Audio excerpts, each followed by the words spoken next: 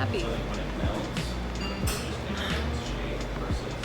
You know, as a mother and as a grandmother and as a wife, I guess for me, I'm most happy when everyone's doing well, everyone is pretty happy, everybody's on kind of the right track, you know.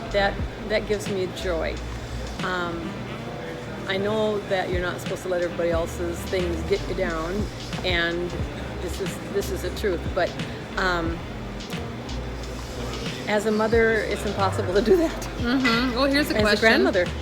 I heard a quote one time, you are only as happy as your least happy child. Right, because if your unhappiest child is unhappy, you as a mother or a grandmother, you take that on. You take it on, but then your whole life is determined, your happiness and your whole life is determined by someone else's That's true. choices of to be happy or not. And I know that people, it's a lot of people have depression issues and different things like that, and that's a whole nother thing. But even so, if people make choices and then they're paying the consequences, do you have to be unhappy right along with them? Well, I can see that saying as being fairly true, but then I also know that you have to find a way to get out of that. How? What makes you happy? What brings you joy? What can you do for yourself that can bring you up from feeling bad about what's going on in your family and your friends? Yeah. It's not. When have I been the most happy? Yeah. Now, this time of my life. I'm getting older and I don't care what other people think, and the self-confidence is, Sword. getting up there. Sword. Yeah. And so that helps happiness big time. Yeah, it does. And it's because I decided a while ago to not let people bring me down, to let them do their own thing, and I need to disassociate with all the toxicity and all their decisions and all their bad choices and how they choose to live, and I have to live my own life. And it was at that point that I decided I choose to try to be happy, and that's when it's been getting better. And at her much younger age, she does a better job of that than I do. But I'm working on it. I work. I try to get there. Yeah. Well, I think it's personality. Now we're getting personal here. Should we? I don't know. I think it's your personality. You want everyone to be happy, but you're more of a people pleaser, and you want to smooth everything over and peace keep. And I used to be that way, but then it just brought me down to the depths of despair so much that I completely lost myself. And then I decided either I just continue being lost, or I got to get myself out of that and decide to live for myself. And is that selfish? We're kind of taught in our society as women, we have to give. So then I had to fight those feelings. Well, is that a selfish way to live? Well, maybe. But I got to do it. Yeah. It's kind of like when you're in an airplane and the oxygen mask comes down. Who are you supposed to put it on first? You're supposed to put it on your own face On first. yourself, because if you don't, you're going to die. And then you can't help And you can't help anybody else. Yeah, that's the idea. So as women, we're taught to put the oxygen mask on everyone else. From now on, I'm going to take that oxygen mask first. And then deal with them. Yes. All right.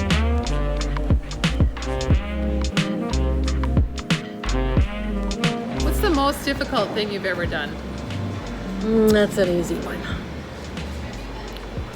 My dad got to the point where he couldn't take care of himself. Mom and Dad lived in a little town, southern Minnesota. After Point, it was hard for them to keep up the house. We all sold the house and moved them up about a half a block from my husband and I, our home. But anyway, they got older and older, and he wasn't able to do a lot of things. He was falling all the time because he ended up with a little bit of Parkinson's. And Mom was a little twerp, and she wasn't well. She couldn't take care of him. I couldn't handle that big guy. So I put him in a nursing home. Aww. And I'll tell you, that's the hardest thing I've ever done in my life, other than Yeah. putting my mom in one, but putting my dad in one. He said, I'll last 6 months. Well, he lasted 9 months. I did that. And then I came home, and my mom was at our house, and she was laying down taking a nap, and I just lay down beside her, and she just put her arms around me, and I cried and I cried and I cried and I cried and I cried. Folks, that is an awfully hard thing to do because you don't want to do it. At least most people don't. I would have loved to have had them healthy and take care of them, but I, not having all the strength in the world, couldn't do that any longer. So, yeah, that's by far the hardest thing I've ever done. The one that Grandma was in, Lydia and I volunteer. We facilitate bingo every Monday night, and that place has gone downhill so much. And it's just on so many levels. And one of the ladies who is cognitively really with it, I help her down to first floor every time. And one time we were talking about the care, and she said, yeah, because she'd been there for 5 years, and she goes, it just gets worse and worse in here. She's 95. She's super quick and just really, but physically she can't get around. So she said, you know, we just keep talking to ourselves, and we say, if we could just be in charge. I'm like, I know, because the people who are in charge are very far removed. They don't come around to see what's going on, and then they kind of let everybody else deal with it, and it's just not a great place anymore. Yeah. So I've asked my kids, please don't put me in that certain word I said. And we're not going to put you in there either.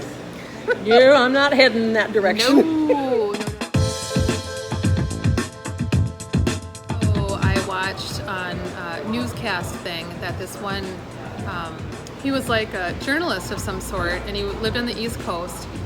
And he was going to come out to some small rural town up in northwest Minnesota.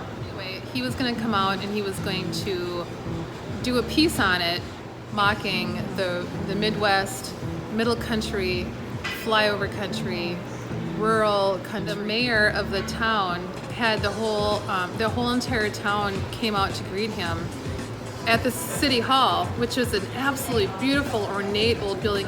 They had the marching band from the high school and all of the cheerleaders up the steps of the city hall, and the marching band was playing, and they had just a whole bunch of townspeople come out and do different things as a welcome to him.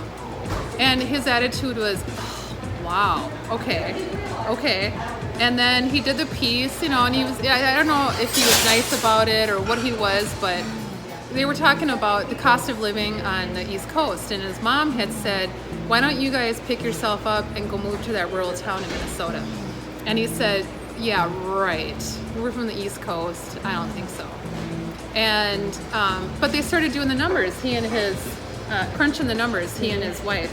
And they said, financially, since I can work remotely, it would not make sense for us to stay here because the cost of living is so much cheaper. So he moved here. And so some Minnesotan newscaster interviewed him and basically said, so tell me about that. And he said, we love it. Oh my goodness. We love it. And she said, basically, what did you learn? And he said, to not judge the middle country. The question is to you. Yes. In the middle country here, we are looked at from all the people on the coast as flyover country, rural, backwards, hillbillies. Who knows? Do we care? That's the first question. No, I don't care what somebody thinks of us. We, as a huge group of people living in the Midwest, know our worth. We have everything going for us. We have, well, most of us, almost everyone I ever talked to that's probably been born here, raised here, wouldn't move anyplace else.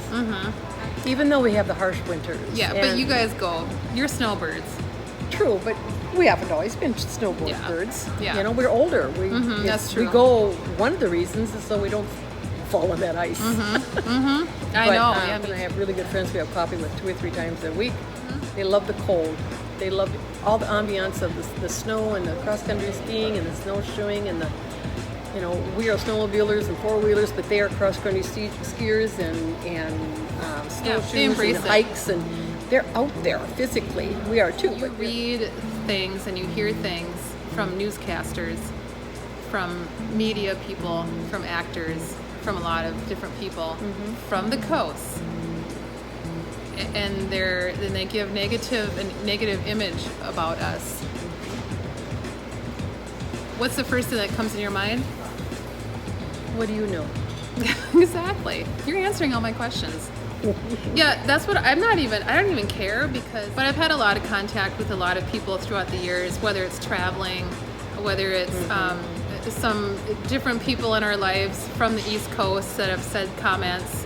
I've heard it a lot lately in the last 10 years, and I'm like, you just don't know. You just don't know that you're wrong. Yeah. So you can talk all you want, and you can have a stereotype about us, but as long as we're okay with ourselves and we love it here, you're just missing out. Really, they're just missing out on understanding what the whole middle country is. So we all just need to quit having stereotypes of everybody, Right. and know that everybody is worth hanging out with.